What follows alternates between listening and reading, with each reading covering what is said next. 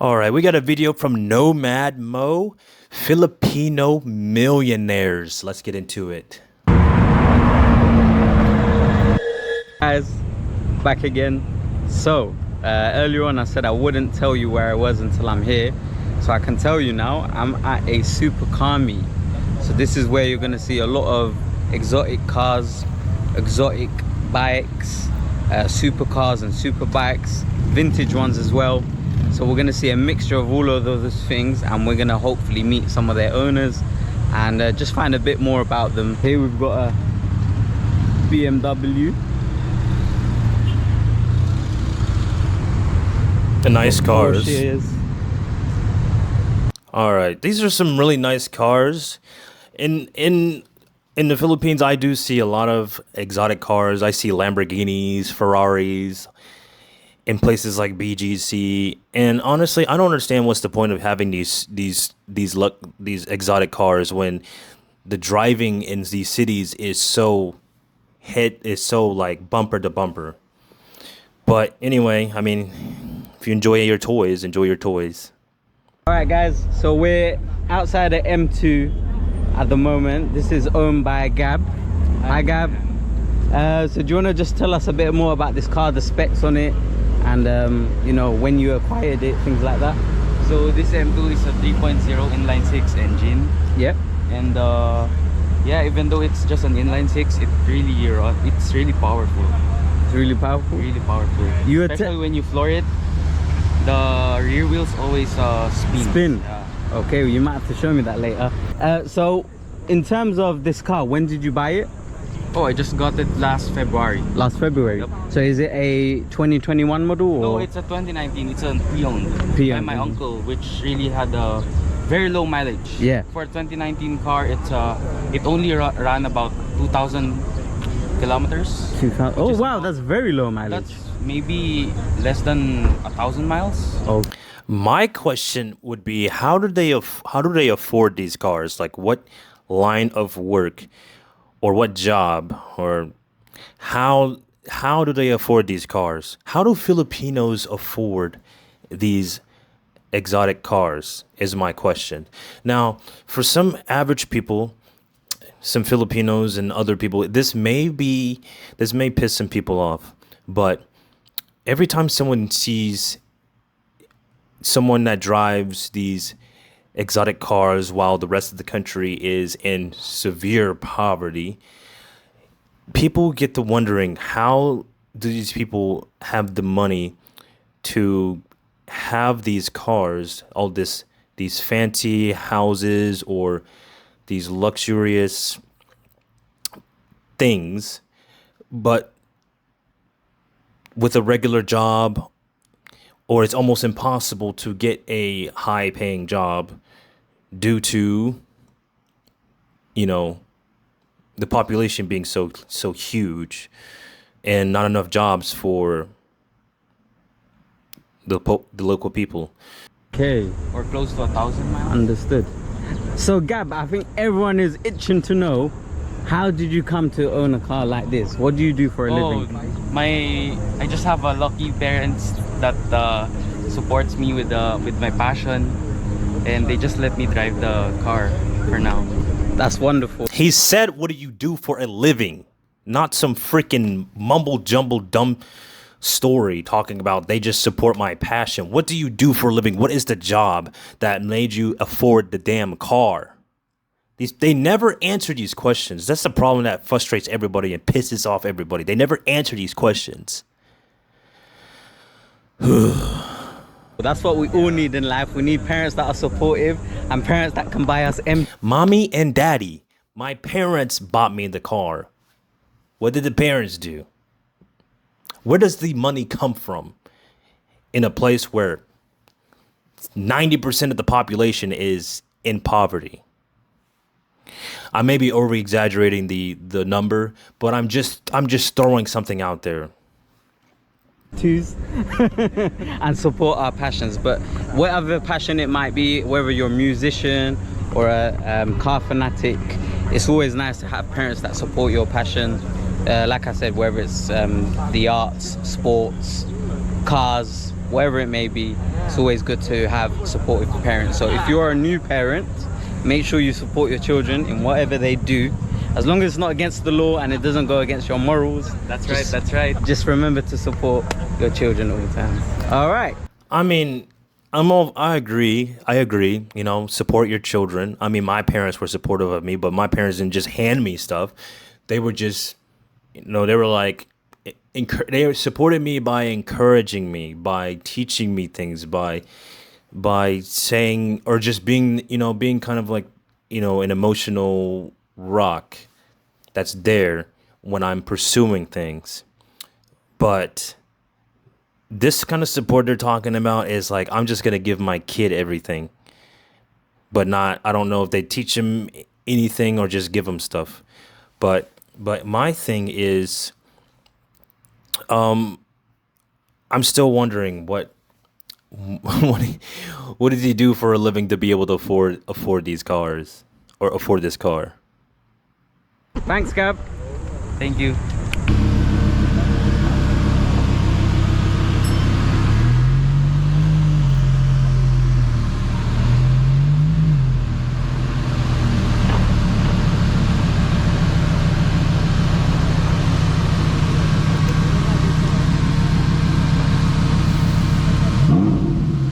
So I'm here with one of the members from the Lambro groups. What's your name, please, bro? I'm Albert. Albert. Yeah. Nice to meet you, Albert. He's just pulled up in this. He's got it washed last night. So yeah, I was telling the vlog, Albert, that Philippines actually have a nice car scene, super car scene that not many people know about. So just tell me about when you purchased your car and Actually, I just got Before we get into it, I want to say one thing. I'm not hating on anyone for owning these cars or for having nice stuff. Listen, when I was in the US, I had 3 vehicles. I was sitting here juggling multiple vehicles, a nice apartment, and just I had nice things, but it's all because I had a dangerous job in a dangerous industry. So of course the pay is going to be so high that I can afford all the nice things that I had, nice clothes, nice vehicles, and be able to just travel and go anywhere I wanted to at the expense of risking my life every day for my job. But I worked hard for it. I don't know what these people do. Obviously, to be able to afford these cars, you would have to not do any kind of labor jobs. You cannot afford these vehicles. You can't have the luxury lifestyle just working a regular job. You have to do some kind of entrepreneurial thing, you know, whether it's content creation or an online store or creating some online business. I eventually ended up turning my high risk or life threatening or risky job into a business. And in the business, I still kept risking my life in the business while also buying $1 million insurance policies in case anybody dies on my business. But still, these guys, they don't have that kind of risk. They're in some other kind of form of other niche when it comes to income. this last December. But you get the supercars here in the Philippines only here in BGC. Okay. There's a lot. We got Porsche, Ferrari, McLaren, Lambro, like this. But only here in BGC because the roads are nicer here. As in the roads are nicer to Yeah. drive on? Yeah, here in BGC, but outside BGC now. Okay. Okay. So in terms of the specs on this car, what can you say about it? This one, this one is a 550-2, so that's 550 horses, and two-wheel drive, rear. Two-wheel rear drive. It's more fun to drive. You can slide it around, not like the four-wheel drive. Okay. Very difficult to slide. So Albert, what the people want to know at home is how did you get to acquire such a beautiful car? What do you do for a living, Albert? I'm an oral surgeon. I'm a dentist. You're a dentist? Yeah, I have a clinic Wow. right here. Yeah. So he has a place here in BGC. Yep. What's the name of your practice if people want to come and see you for their service? EYC. Spiritual Orthodontic and Implant Center. Wow. Okay. So we know that we need to go in for the good teeth. Yeah. All right. Yeah. Exactly. Man, I'm gonna tell you one thing, dude. Anybody in the dental field is not. Here's what's funny. You know, America is supposed to be the richest country in the world, but a dentist in America is not driving anything like that. Like, they are driving some beat up, broken down vehicle in hundreds of thousands of dollars in debt, while the hospital's making millions, but the dentist, they ain't making nothing. So I don't know how it is in the Philippines when it comes to these kind of jobs, you know, being a dentist. But honestly, you can ask a million questions and never get the answer. Exactly, when you're here in BGC. Okay. All right. Thank you for your time, Albert.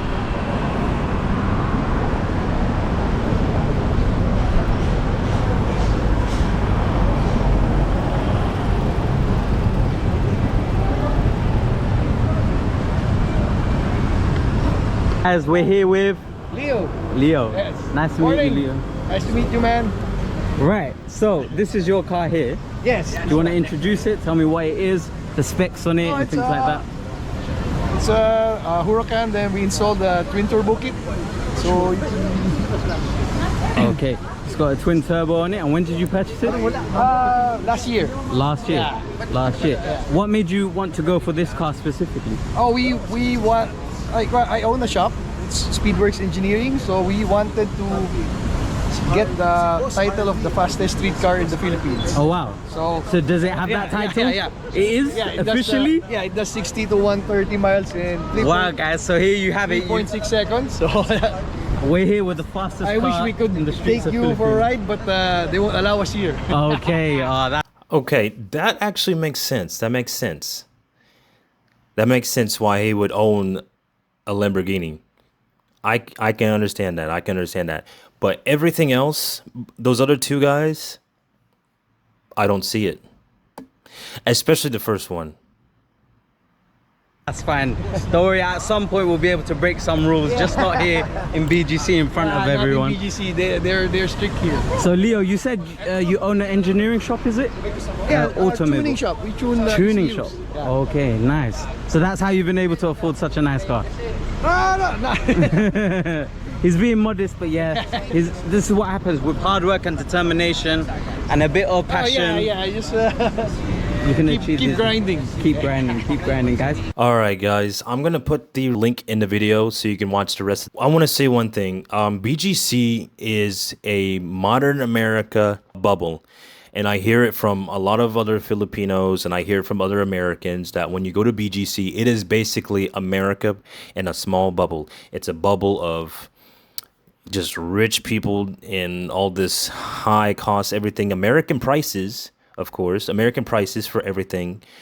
You have, and the reason why I say it's a bubble is because just right outside of BGC is where all the slums are. All the slums, all the poverty. But when you get past that wall, then you get all this.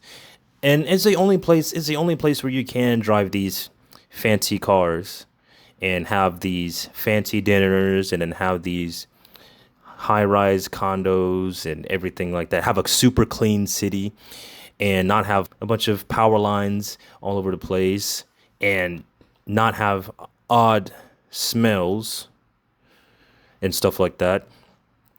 But yes, and honestly, only rich Filipinos are able to live in a place like this. You have tourists from other countries, and then you have rich Filipinos that live in places like BGC, while everybody else gets to live on the lesser sides. As sad and disappointing as it sounds, that is the reality. But anyway, let me know what you think. I left the video, the original video, in the description. If you like this video, give it a like, subscribe. I'll see you on the next one. Peace.